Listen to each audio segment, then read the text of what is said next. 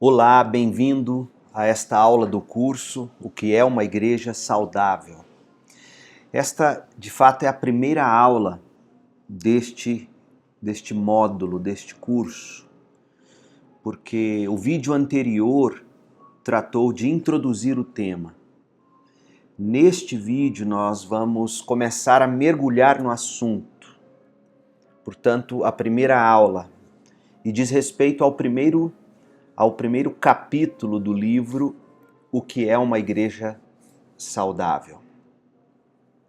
A aula de hoje definirá o que é um cristão e qual a relação do cristão com a sua igreja local. E no final nós vamos procurar fazer algumas aplicações de cunho prático, tamanha a importância deste tema. Antes, deixe-me falar mais uma vez sobre o nosso livro. Falei dele na semana passada, na última aula, mas é importante falar aqui. Talvez você não tenha acompanhado. Nada aqui é originalmente meu. Tudo aqui é retirado. Alguma coisa aqui ou ali eu acrescento, mas tudo isso é retirado do livro O que é uma igreja saudável, cujo autor é o pastor Mark Dever, pastor da Igreja Batista de Capitol Hill, em Washington. E, além disso, ele é executivo do Ministério Nove Marcas. Você pode adquirir o livro pela editora Fiel ou no site da Amazon. Então vamos à aula de hoje. A aula de hoje cobre o capítulo 1, Seu Cristianismo e Sua Igreja, é o tema da aula. Deixe-me começar fazendo uma afirmação. De fato, Mark Dever faz esta afirmação.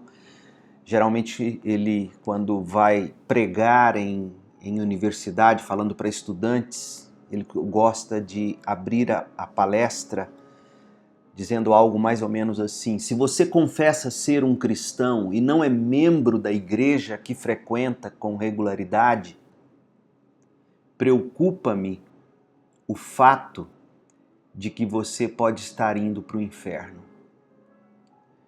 Vou repetir: se você confessa ser um cristão e não é membro da igreja que frequenta com regularidade, preocupa-me o fato de que você pode estar indo para o inferno. Ou, vamos refazer esta afirmação: se você confessa ser um cristão e não é membro, tampouco frequenta com regularidade alguma igreja local, preocupa-me o fato de que você pode estar indo para o inferno. Se você confessa ser um cristão e não é membro, tampouco frequenta com regularidade uma igreja local, preocupa-me o fato de que você pode estar indo para o inferno. Você acha essa afirmação chocante? Aliás, o que você acha dessa afirmação? Certamente esse é o tipo de afirmação que atrai a atenção das pessoas. Se a gente começar uma aula, uma palestra, uma mensagem, um sermão com esta afirmação, isto certamente atrairá a atenção das pessoas. Mas o que essa afirmação de fato comunica? Ou seja, quando eu digo, se você confessa ser um cristão e não é membro de uma igreja, tampouco frequenta com regularidade uma igreja local, preocupa-me o fato de que você pode estar indo para o inferno. O que essa afirmação de fato comunica? Olha, comunica em primeiro lugar desejo de causar uma reação chocante, mas não é isto que primariamente nós desejamos causar em você. Intenção de amedrontar para que se torne membro de alguma igreja? Também não é isso.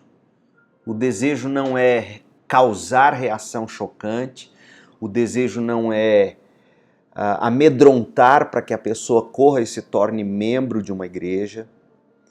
Também não estamos comunicando a ideia de que unir-se a uma igreja faz de alguém um cristão, porque certamente não é verdade isto. catolicismo romano diz que ser cristão é ser membro da igreja, a igreja mãe, a nave mãe, como alguns mais jovens costumam se referir à igreja. Então, essa afirmação, ela não tem a intenção de ser chocante, no sentido de causar uma reação chocante, não tem também intenção de amedrontar a pessoa, fazendo ela tornar-se membro de uma igreja, nem de comunicar a ideia de que cristão, ou para ser cristão, necessário é ser membro de uma igreja. Ou seja, se eu não sou membro de uma igreja, eu não sou cristão. Por que alguém usaria uma advertência desse tipo? Olha, Mark Dever diz assim: eu desejo que as pessoas percebam a importância e a necessidade de uma igreja local saudável na vida cristã e comecem a compartilhar a paixão pela igreja que caracteriza tanto a Cristo como seus seguidores. De fato, a afirmação que diz como é que eu posso dizer que eu sou cristão se eu não frequento uma igreja, se eu não sou membro de uma igreja? Esta afirmação tem a intenção de falar da importância da igreja local. Tem a intenção de falar da necessidade de uma igreja local saudável na vida de um cristão e para um cristão. Por que a gente fala assim? Porque no Ocidente, no Brasil, em Goiânia também, muitos cristãos tendem hoje a ver o cristianismo ou o seu cristianismo apenas como um relacionamento pessoal com Deus e nada mais do que isso. As pessoas pensam assim: meu cristianismo, minha vida com Cristo diz respeito apenas à vida ou ao relacionamento que eu nutro com Deus. Sim, essas pessoas até creem que existe algumas implicações na maneira como a gente deve viver. Algumas pessoas vão dizer assim: eu tenho que praticar a caridade, as boas obras e assim por diante. Eu tenho que amar o próximo. Ser cristão é amar o próximo. Ser cristão é fazer bem para o próximo. Ser cristão é procurar viver uma vida boa, uma vida ética e etc. As pessoas vão afirmar isso. Mas elas vão afirmar que principalmente cristianismo diz respeito apenas ao meu relacionamento com Deus ou com Cristo. Contudo, o fato de que muitos cristãos não compreendem como esse relacionamento pessoal e primordial com Deus necessita de inúmeros relacionamentos pessoais secundários. Então, esse fato torna importante a gente pensar sobre o tema. O cristianismo diz respeito ao meu relacionamento pessoal e primordial com Deus. Mas o cristianismo também traz implicações na maneira como eu devo viver com outras pessoas. Diz respeito aos relacionamentos que Cristo estabeleceu entre nós, eu, você e os demais cristãos, os relacionamentos que Cristo estabeleceu entre nós e o corpo que é a igreja. Em outras palavras, nós estamos dizendo que Deus não deseja que esses relacionamentos, eu, você e os demais cristãos, Deus não deseja que esses relacionamentos sejam escolhidos de conformidade com os nossos caprichos, entre os muitos cristãos que estão lá fora de uma maneira geral, global ou universal. Deus quer estabelecer-nos em um relacionamento com um corpo de pessoas de carne e osso e que muitas vezes vão pisar no nosso calo. Então veja, contrariando a ideia corrente no mundo ocidental, cristianismo diz sim respeito ao meu relacionamento pessoal e primordial com Deus, diz sim respeito às implicações na maneira como eu devo viver uma vida ética e de santidade conforme a ética neotestamentária, a ética bíblica, mas o cristianismo diz respeito também aos meus relacionamentos com as pessoas do corpo de Cristo, que é a igreja. Tá certo? Agora, uma pergunta. Por que se importar com o fato de que se você confessa ser um cristão, mas não é um membro firme da igreja local que frequenta, pode estar você indo para o inferno? Por que se preocupar com esse fato? Se você confessa ser um cristão, mas não é um membro firme da igreja local que frequenta, por que a gente diz que essa pessoa pode estar indo para o inferno?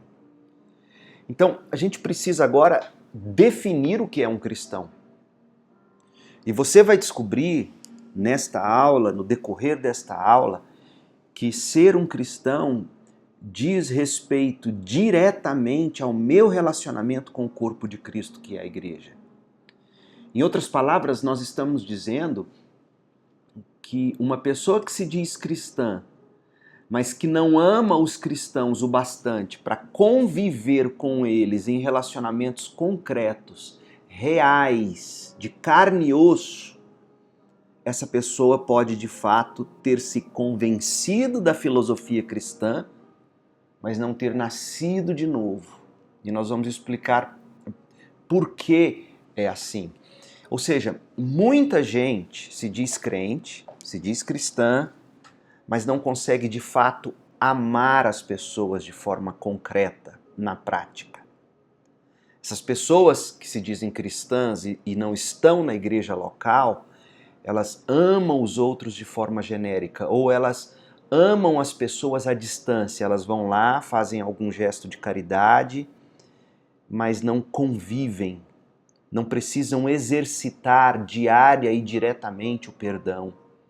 Não precisam amar apesar de terem sido feridas. Geralmente essas pessoas amam aquelas pessoas que são fáceis de serem amadas. Isso, portanto, não prova que alguém nasceu de novo. Porque alguém que nasceu de novo faz o que é impossível para uma pessoa natural fazer. Uma pessoa natural vai amar os seus iguais apenas. Vai amar à distância, vai amar apenas até o ponto de conveniência, onde nem tanto sacrifício é necessário, não é mesmo? Mas quem nasceu de novo, quem é cristão, quem recebeu uma nova natureza, essa pessoa comprova seu novo nascimento não mais vivendo para si mesma, ou segundo seus próprios padrões, mas vivendo para o outro, cuidando do outro, amando o outro. É disso que trata as Escrituras. Então, por que se preocupar com o fato de que você pode estar indo para o inferno? Se você confessa ser um cristão, mas não é um membro firme da igreja local que frequenta. Por que se preocupar? Porque o seu cristianismo, a forma como você vive o seu cristianismo, diz respeito ou revela se de fato você é um cristão. Então vamos lá, o que é um cristão? Por um momento pense comigo no que significa ser crente. O que é ser crente? O que define um crente? Quando a gente olha para a Bíblia, a gente descobre que um cristão é alguém que antes e acima de tudo foi perdoado do seu pecado e reconciliado com Deus, o Pai, por meio de Jesus Cristo. O Espírito Santo de Deus nos convence do pecado, o Espírito Santo de Deus convence-nos do pecado no momento em que nos faz nascer de novo, nos regenera, nos gera de novo a vida, nos dá um novo coração, coloca em nós arrependimento, coloca em nós fé. Então, isso me leva a Deus com arrependimento e fé. Eu peço perdão pelos meus pecados, eu recebo Jesus como a minha justiça. Isto é ser cristão. Isso acontece quando a pessoa se arrepende dos pecados, coloca a fé na vida perfeita, na morte substitutiva e na ressurreição de Jesus Cristo, Filho de Deus. Ser cristão, portanto, é ter fé na vida perfeita de Cristo. Por quê? Porque eu e você não conseguimos viver a vida perfeita. Cristo viveu a vida perfeita no nosso lugar. Fé não apenas na vida perfeita, mas na morte de Jesus no nosso lugar, como nosso substituto. Por quê? Porque o salário do pecado é a morte. Cristo morreu no lugar de todo aquele que crê. Mas também cremos na ressurreição de Jesus Cristo. Cristo ressuscitou vitorioso. O sacrifício que ele ofereceu a Deus em nosso lugar foi aceito. Prova é que ele ressuscitou dos mortos.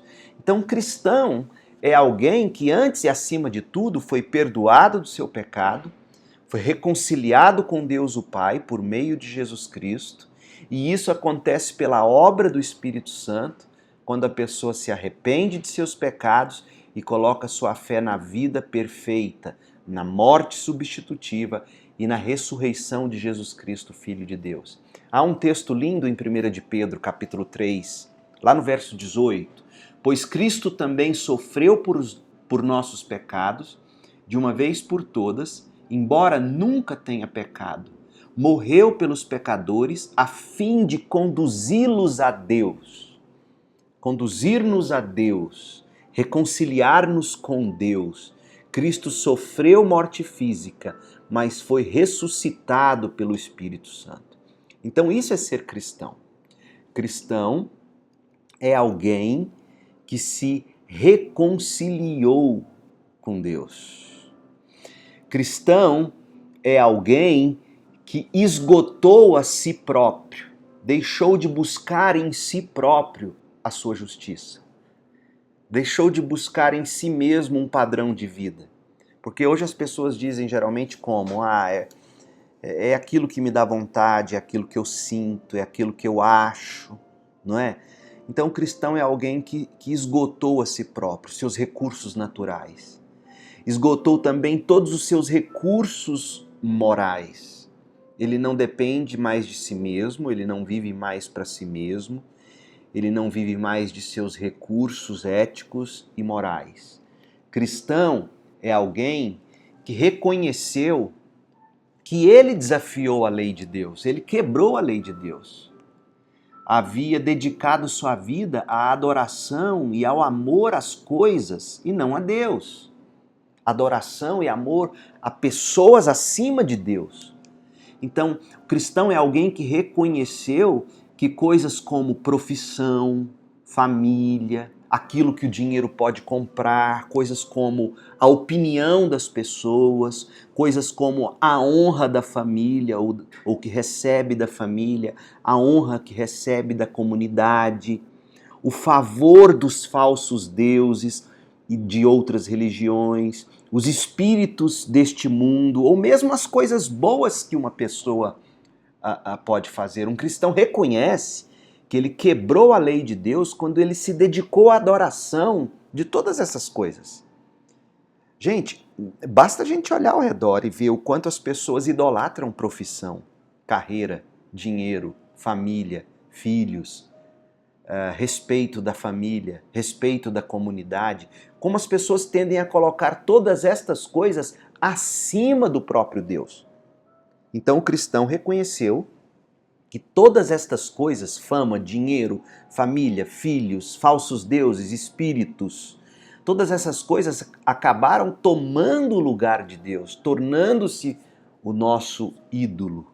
Então, cristão é alguém que reconheceu que esses ídolos são senhores que nos condenam duplamente. Por quê?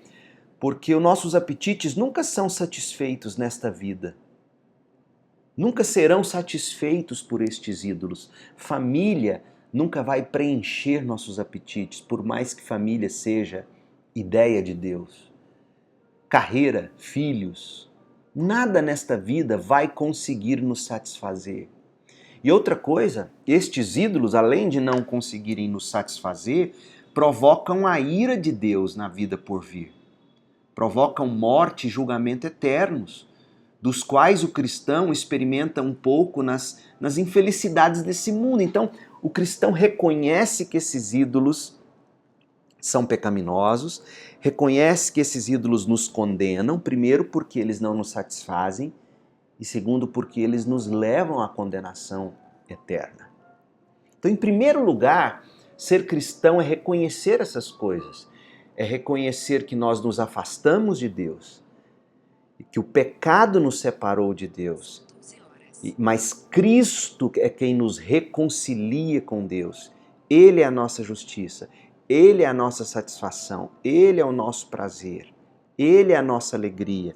Ele, Cristo, é a nossa identidade e não o trabalho, não filhos. Muitas mães, por exemplo, constroem identidade em torno de serem mães. E aí os filhos crescem, não dependem mais delas, o que acontece com elas? Elas sofrem, elas entram em depressão. Muitas pessoas constroem identidade na carreira e quando perde a carreira, perdem a vida. O mundo acaba, o chão é retirado delas. Então o crente reconhece que estas coisas não passam de ídolos, se arrepende disso, se arrepende do seu pecado, de viver para si mesmo, volta-se para Deus com arrependimento e fé. Então o cristão agora é alguém livre. Ele é livre da escravidão do pecado. Ele é livre dos ídolos do seu coração. O cristão agora é livre para virar as costas ao pecado. O cristão agora é livre para não substituir um ídolo ou pecado por outro ídolo ou pecado. Porque geralmente é assim na vida. As pessoas abandonam um determinado pecado, mas se voltam para outros. Não é? Digamos, ela para de fumar, por exemplo. Mas ela atola em doces. Ela para de beber, mas se torna um glutão. Entendeu? Então, o cristão é alguém livre para não substituir um ídolo ou um pecado por outro ídolo ou pecado. O cristão é livre para desejar Cristo e fazer a vontade de Cristo. Olha o que Mark Dever disse. Ele diz assim: Adão tentou remover Deus do trono e tornar-se como Deus, tornar-se divino. O cristão, porém, se regozija no fato de que Cristo está no trono. O cristão medita na vida de perfeita submissão de Jesus à vontade e às palavras do Pai, procurando ser semelhante ao seu Salvador. Então, em síntese, o cristão é primeiramente alguém que em Cristo foi reconciliado com Deus. Cristo satisfez a ira de Deus e o cristão é agora declarado justo diante de Deus, chamado a uma vida de retidão. O cristão vive na esperança de um dia estar diante da majestade de Deus no céu. Mas então veja que essa definição de cristão, ela se limita de fato a apenas eu e Deus. Até agora nós não falamos nada sobre eu e meus irmãos cristãos, por exemplo. Tá certo? Então sim, de fato, ser cristão envolve em primeiro lugar este relacionamento meu com Deus que é restabelecido. Mas isso não é tudo. A Bíblia nos mostra que cristão é alguém que, pela virtude de sua reconciliação com Deus, foi reconciliado também com o povo de Deus. E isso é ser cristão. Alguém que se reconciliou com Deus, alguém que se reconciliou com o povo de Deus. Você se lembra da primeira história narrada na Bíblia depois da queda de Adão e Eva? Assim que Adão e Eva foram expulsos do jardim, está lá no capítulo 4 de Gênesis. É a história do primeiro ser humano sendo assassinado por outro ser humano. Caim matou seu próprio irmão Abel. Por quê? Porque se o ato de tentar remover Deus do trono é em si mesmo uma tentativa de colocarmos a nós mesmos no trono da nossa vida, porque foi isso que Adão e Eva fizeram, eles removeram Deus, eles não queriam mais que Deus definisse o conhecimento do bem e do mal para eles, eles quiseram assumir o comando da vida deles Nós também somos assim. Essa é a essência do pecado em nós, falta de fé de que Deus é bom e amoroso o bastante para definir o que é certo e errado, para nos dizer o que é certo e errado, e aí essa incredulidade nos leva à desobediência, ao orgulho, não é? Então, esse ato de tentar remover Deus do trono traz implicações práticas. Primeiro, nós nos separamos de Deus, mas não apenas isso. Nós também nos separamos do outro ser humano. Nós não deixamos que outro ser humano sequer se aproxime de nós, pois nos sentimos ameaçados. Nós não vamos dar chance a ninguém quando nós sentimos que essa pessoa está de alguma maneira nos ameaçando. Veja o resultado do pecado na vida de Adão e Eva. A primeira coisa que eles fizeram foi fugir de Deus, esconder de Deus, atrás de árvores. Mas eles também se esconderam um do outro, atrás de folhas que eles costuraram para si mesmos e usaram como roupa, se escondendo atrás de folhas. Eles tinham agora vergonha um do outro, eles tinham medo um do outro, eles temiam um ao outro no sentido pior do termo temer. Então, se o pecado fez isso conosco, quando nós nos reconciliamos com Deus por meio de Cristo, em virtude dessa reconciliação com Deus por meio de Cristo, nós fomos também reconciliados com o povo de Deus. Então, por isso que na prática, e aí eu volto àquela primeira pergunta da aula, né, aquela pergunta chocante, ou aquela afirmação chocante, melhor dizendo, alguém que não vive em demonstrações práticas de reconciliação com o povo de Deus, na vida em comunhão numa igreja local, pode estar de fato dizendo, de forma prática e óbvia, que ele nunca se reconciliou com Deus, por mais que ele afirme ser cristão. Porque a reconciliação com Deus por meio de Cristo promove automaticamente uma reconciliação com o povo de Deus na igreja local. Isso é indispensável. Mark Dever, ele vai dizer assim, a atitude de Adão em quebrar a comunhão com Deus resultou num rompimento imediato da comunhão entre os seres humanos. Todo homem agora vive para si mesmo. Mas a salvação em Cristo Jesus nos reconcilia com Deus e restaura nosso relacionamento com os irmãos. É disso que trata a conversão. Olha o que Paulo coloca lá em 2 Coríntios capítulo 5. E lembre-se de que a igreja de Corinto era uma igreja dificílima. Pessoas vivendo cada uma para si mesma, cada uma usando os dons de acordo com seus próprios interesses para a autoexaltação e não a edificação do próximo. Pessoas que escolhiam para si seus líderes de estimação, seus líderes preferidos. Era uma igreja totalmente rachada, dividida.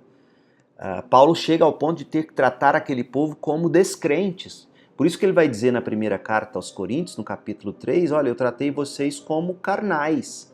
Não é que ele está dizendo que existe um tipo de crente carnal. Na verdade, ele está dizendo, eu tive que tratar vocês como pessoas que são da carne, pessoas que não têm o Espírito. E aí, quando ele vai escrever a segunda carta aos Coríntios, no capítulo 5, olha o que ele diz no verso 15. Cristo morreu por todos, para que os que recebem sua nova vida, a nova vida em Cristo, não vivam mais para si mesmos. Não vivem mais para si mesmos, fechados em si mesmos. Vive para Cristo, que morreu e ressuscitou por eles. Viver para Cristo significa viver também para o corpo de Cristo. Porque você vai se recordar lá em Atos capítulo 9, quando Saulo de Tarso perseguia a igreja e a caminho de Damasco, o Cristo ressurreto aparece para ele. Cristo vira para Saulo, que viria a tornar-se Paulo, e diz assim, Saulo, por que me persegues? Veja, Saulo não estava perseguindo Cristo, Paulo estava perseguindo a igreja. Mas Jesus não diz, por que persegue a minha igreja? Jesus diz, porque persegue a mim. Então, nós podemos inferir do que Paulo está dizendo aqui em 2 Coríntios 5,15, que viver para Cristo, que morreu e ressuscitou por nós, significa viver uns pelos outros no corpo de Cristo. Então, quando a gente diz que alguém que se diz cristão, mas não frequenta a igreja, não é membro regular de uma igreja, pode estar indo para o inferno, a gente está dizendo que, de fato, essa pessoa, por não estar numa igreja local, assiduamente, frequentemente, membro daquela igreja, pode estar dizendo o seguinte: eu nunca me reconciliei com Deus. Por mais que ela concorde com uma coisa ou outra do cristianismo, por mais que ela ache bonita e etc. Porque Paulo está dizendo em 2 Coríntios 5,15 que Cristo nos salva, nós recebemos nova vida para não vivermos mais para nós mesmos. E a prova de que não vivemos mais para nós mesmos é que a gente vive em comunhão, servindo uns aos outros no corpo de Cristo.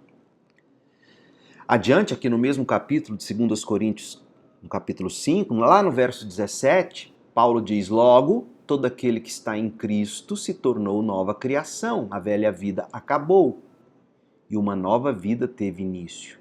Ou seja, a nova vida de pecado, a vida de pecado acabou.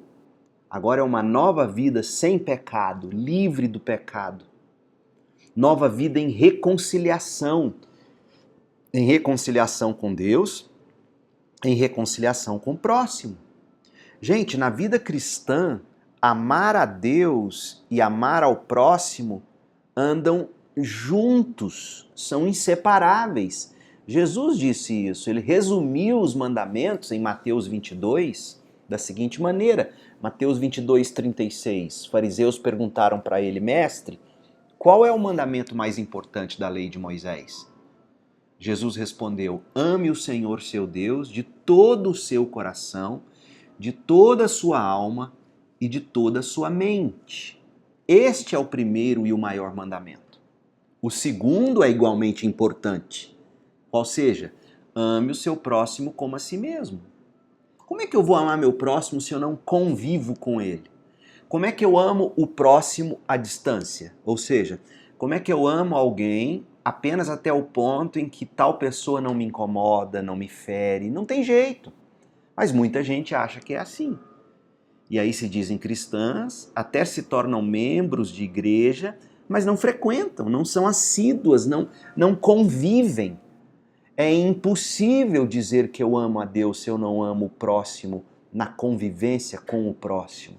Então, ser reconciliado com Deus por meio de Cristo significa ser reconciliado com todos aqueles que estão reconciliados com Deus. Salvação implica reconciliação com Deus e com os irmãos.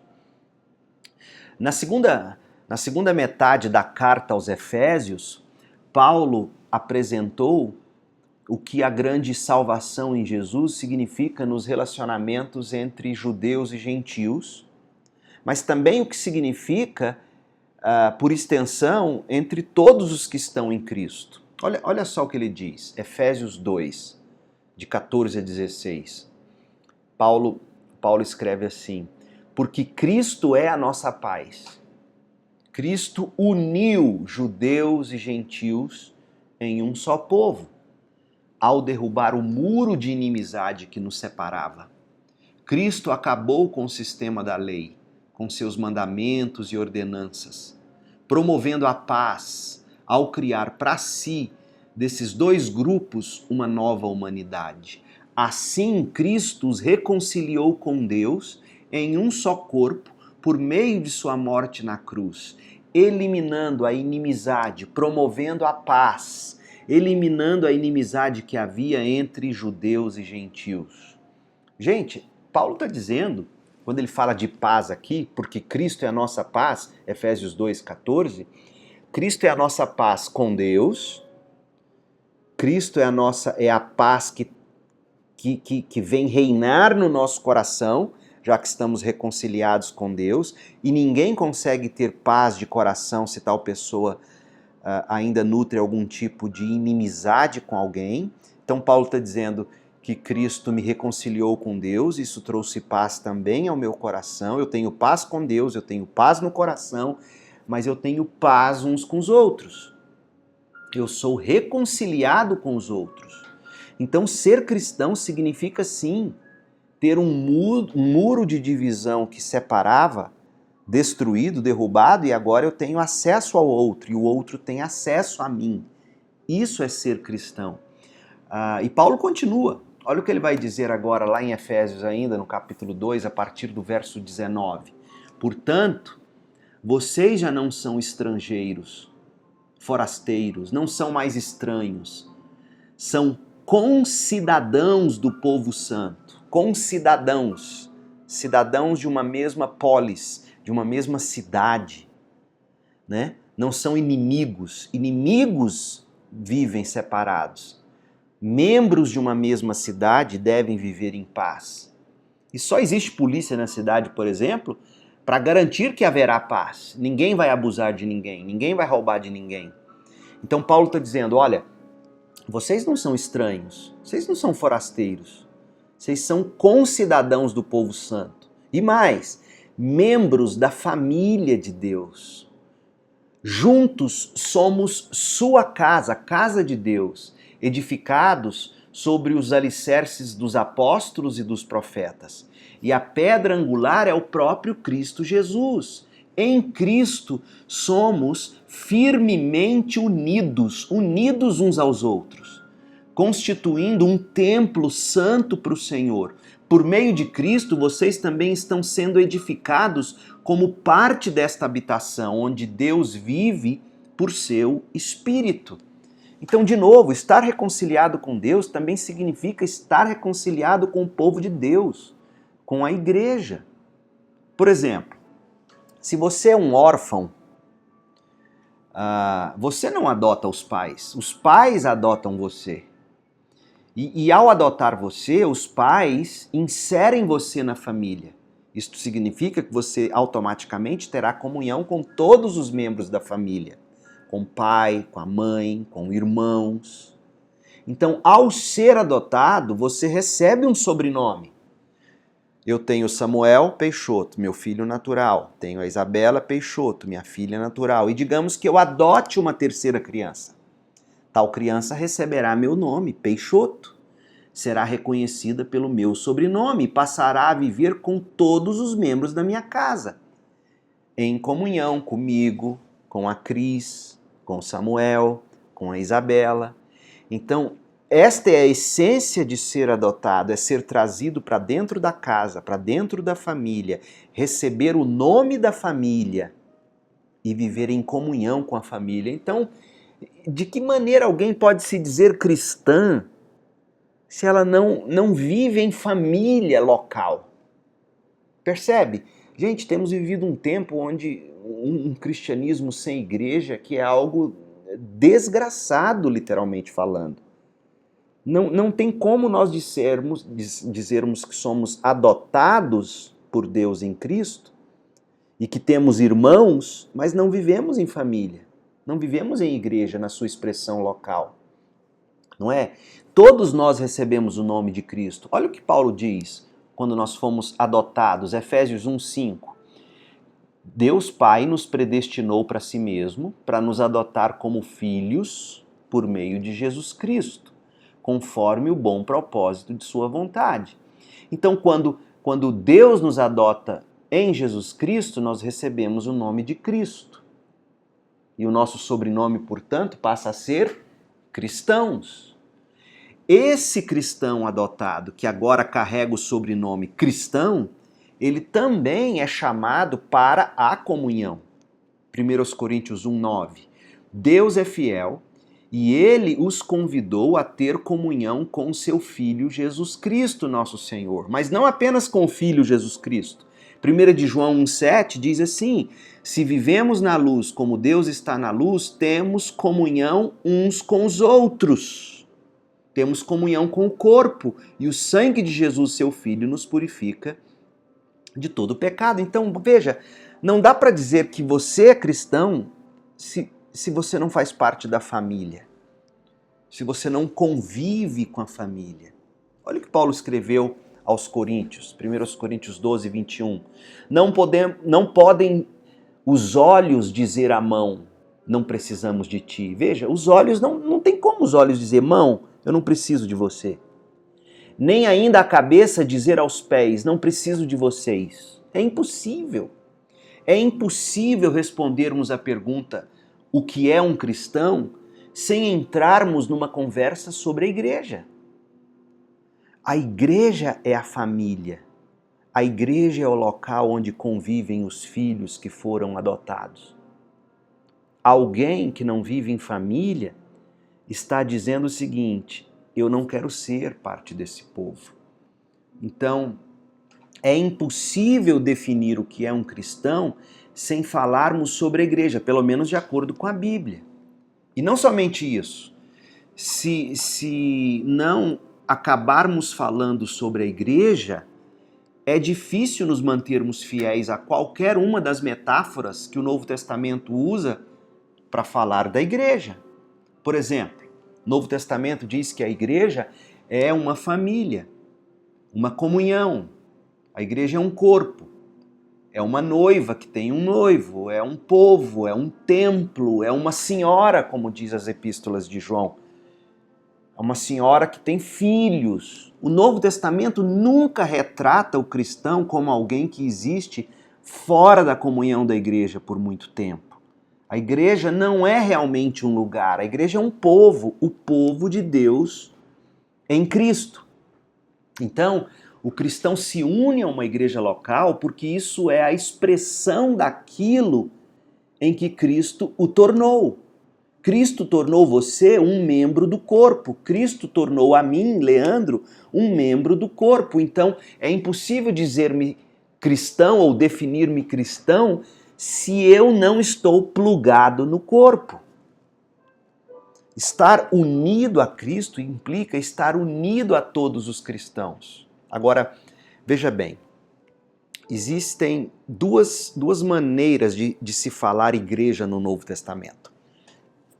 Uma maneira geral, que nós vamos chamar de universal, e uma maneira específica, que nós vamos chamar de local. A igreja universal e a igreja local, a igreja geral e a igreja específica. Quer ver? Por que é importante isso? Porque muita gente diz, não, eu sou membro da igreja geral. Mas o Novo Testamento não concebe alguém membro apenas de uma igreja geral. Quer ver uma coisa? A primeira vez que a palavra igreja aparece no Novo Testamento foi Jesus que usou. E a Bíblia fala da igreja de um modo universal, ou seja, todos os cristãos de todos os lugares em toda a história. Jesus diz assim em Mateus 16, 18, agora eu lhe digo que você é Pedro e sobre esta pedra edificarei minha igreja e as forças da morte não a conquistarão. Igreja aqui no sentido universal, no sentido geral.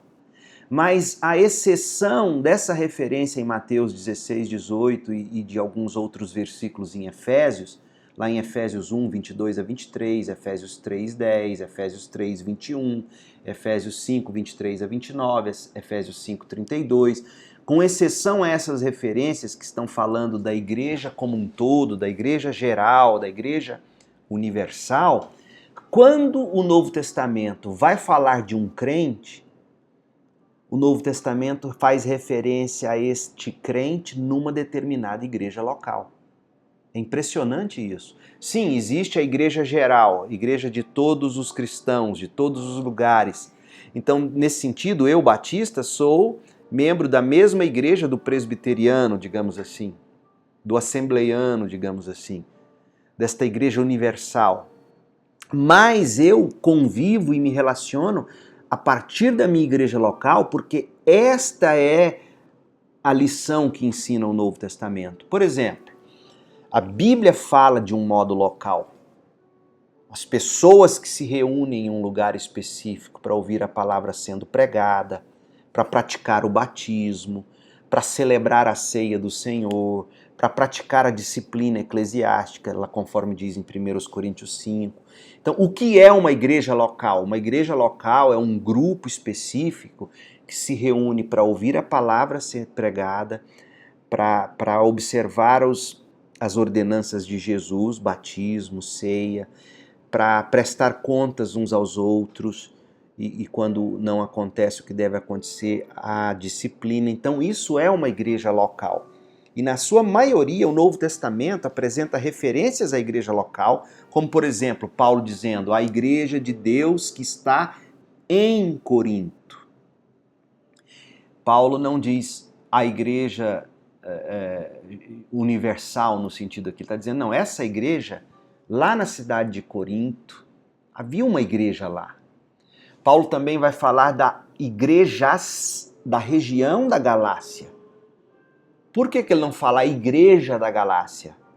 Porque Galácia era uma região composta de vilarejos, cidades, e em cada vilarejo ou cidade tinha ou deveria ter uma igreja em expressão local, tá vendo? Então, por mais que o Novo Testamento fale da igreja em sua expressão geral ou universal, e fala os cristãos de todos os lugares, de todas as épocas, quando a Bíblia fala do crente, ela fala desse crente ligado a uma igreja local, à igreja de Deus em Corinto, às igrejas da Galácia, à igreja de Filipos e assim por diante. Mas olha aqui Romanos 16, de 1 a 5. Paulo diz assim, recomendo-lhes nossa irmã Febe, escrevendo à igreja em Roma, que serve a igreja na cidade de Cencreia. Havia uma igreja em Cencreia.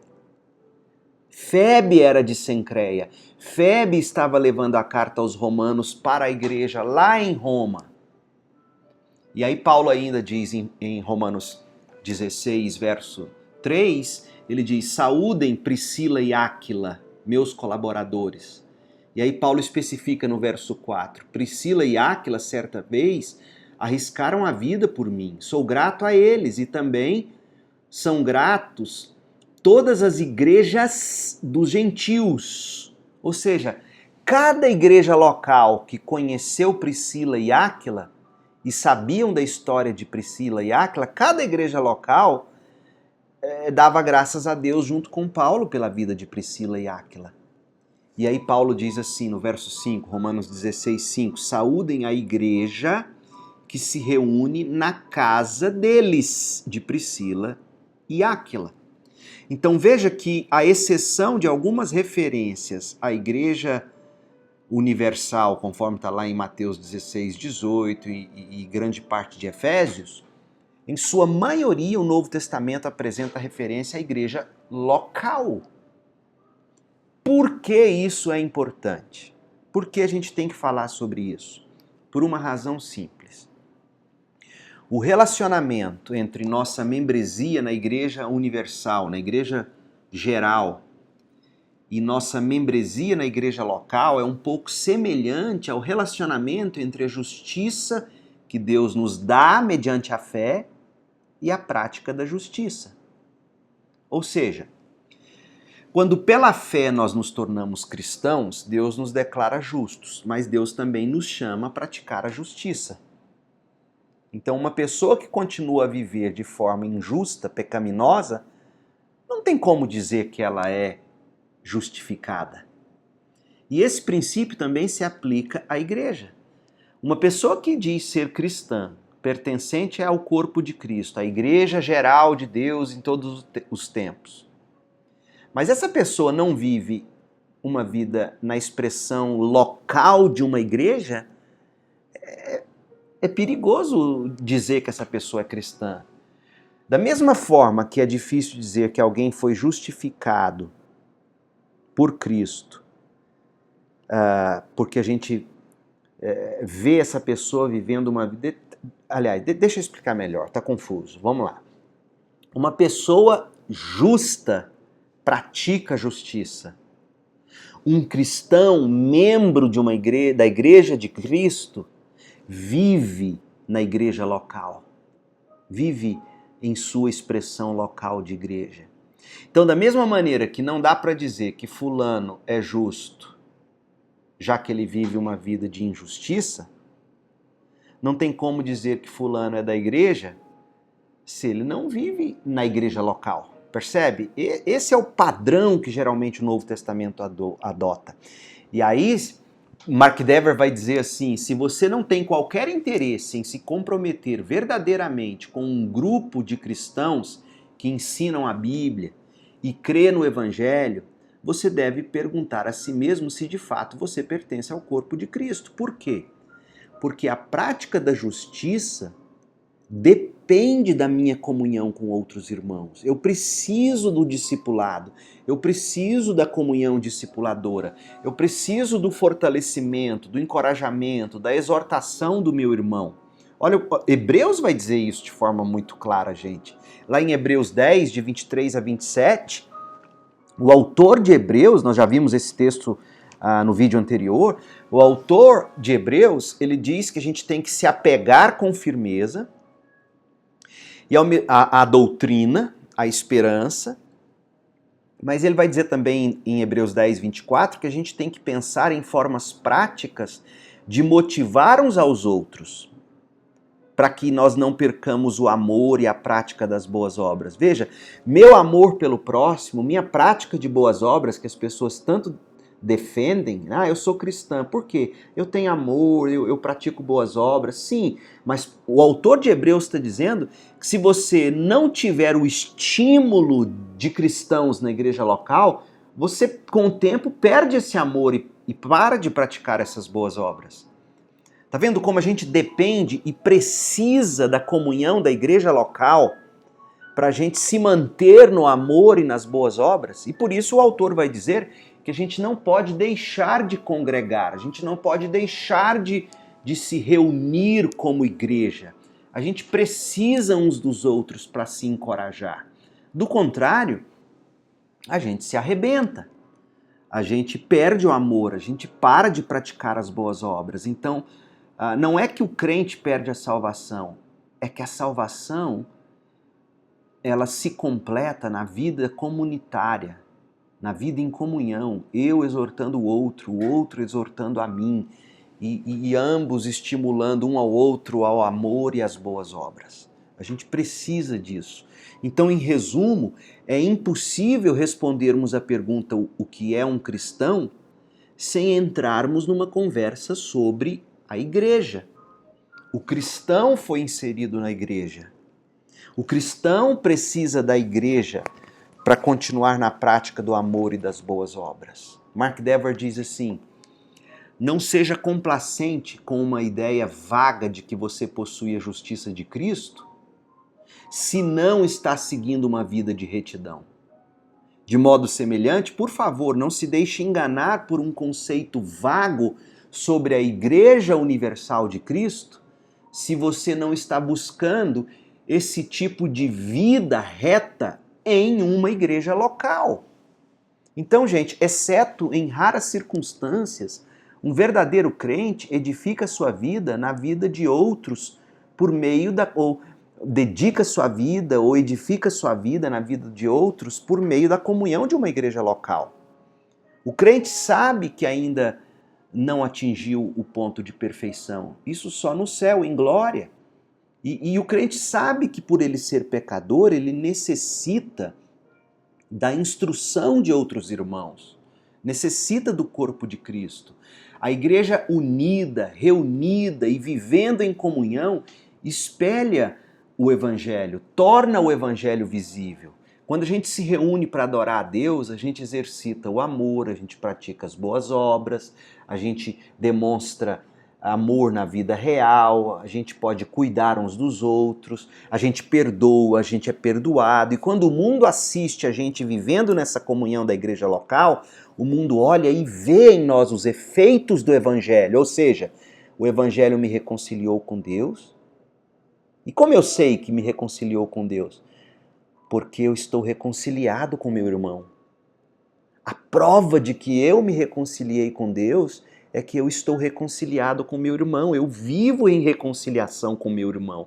Então a igreja local torna o evangelho visível, o mundo vê que é possível reconciliação com Deus, porque ele vê reconciliação entre as pessoas tão diferentes e que às vezes se machucam tanto, mas mesmo assim se amando, cuidando um do outro, vivendo em comunidade.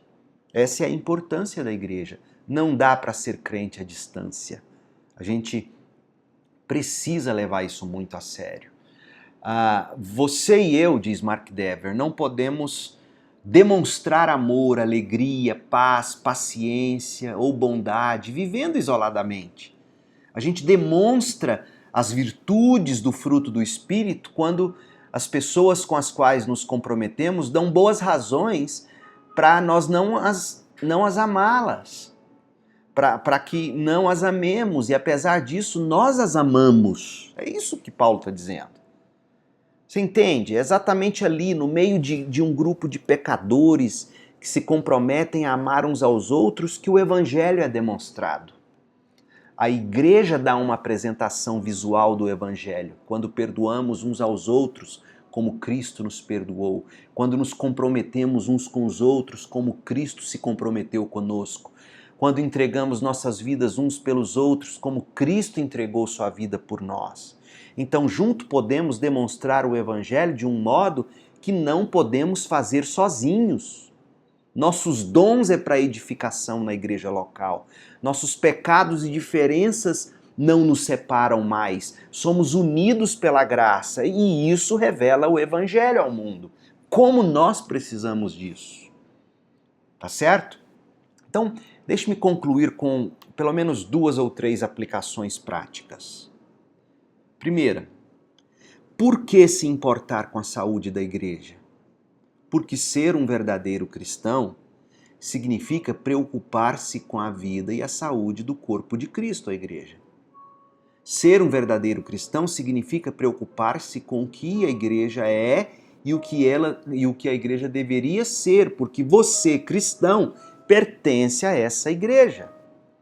Então, de fato, nós nos interessamos pela igreja porque a igreja é o próprio corpo de Cristo, como já falamos. Saulo, Saulo, por que me persegues? Atos 9, verso 4. Ou seja, Saulo estava perseguindo a igreja, como já dissemos, mas Jesus diz, perseguir a igreja é perseguir a mim. Então, por que se importar com a saúde da igreja? Porque a igreja é o corpo de Cristo. Jesus se identifica tão intimamente com a igreja que se refere a ela como a si mesmo.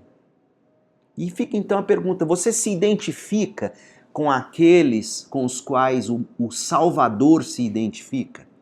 Seu coração compartilha das afeições do coração do Salvador pela igreja? Então, em primeiro lugar, eu e você temos sim que se importar ou nos importar com a saúde da igreja. A igreja é o corpo de Cristo. Cristo se identifica com ela. Cristo deu a vida por ela. Cristo vive no meio dela. Então essa é a importância da igreja e da igreja local.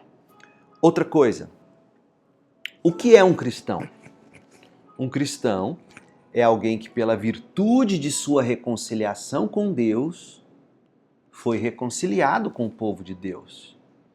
Seu cristianismo deve remeter você à sua igreja local.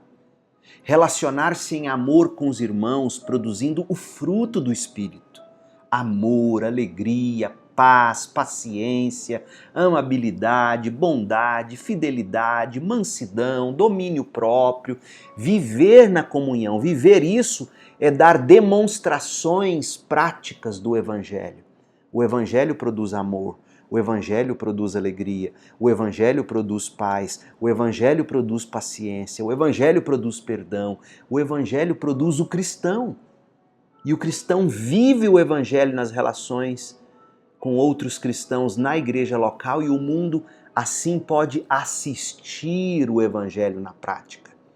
Então, cristão é este que foi reconciliado com Deus em Cristo e uns com os outros. E agora no corpo, o cristão usa seus dons para edificação, para restauração e para santificação dos irmãos. Como bem disse Mark Dever, Deus perguntará a cada membro do corpo, você se alegrava com os outros membros do corpo quando eles estavam alegres?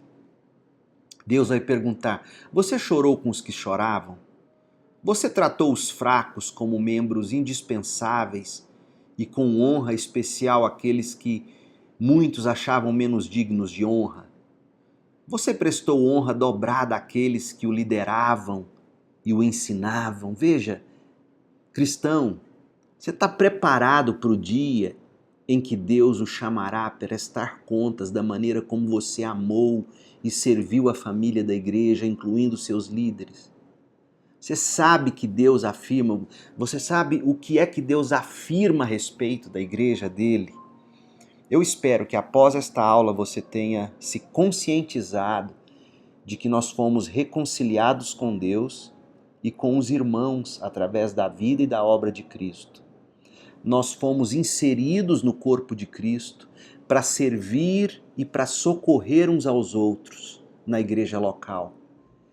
E é esse corpo vivo que torna visível o Evangelho no mundo. Seu cristianismo diz respeito, sim, à sua igreja.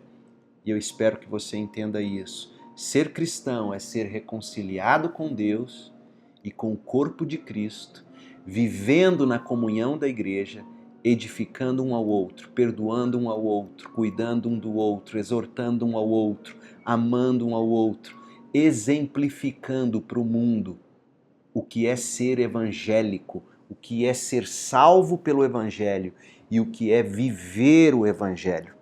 Que Deus te abençoe e te dê essa consciência. Seu cristianismo tem que dizer respeito, sim, à sua igreja.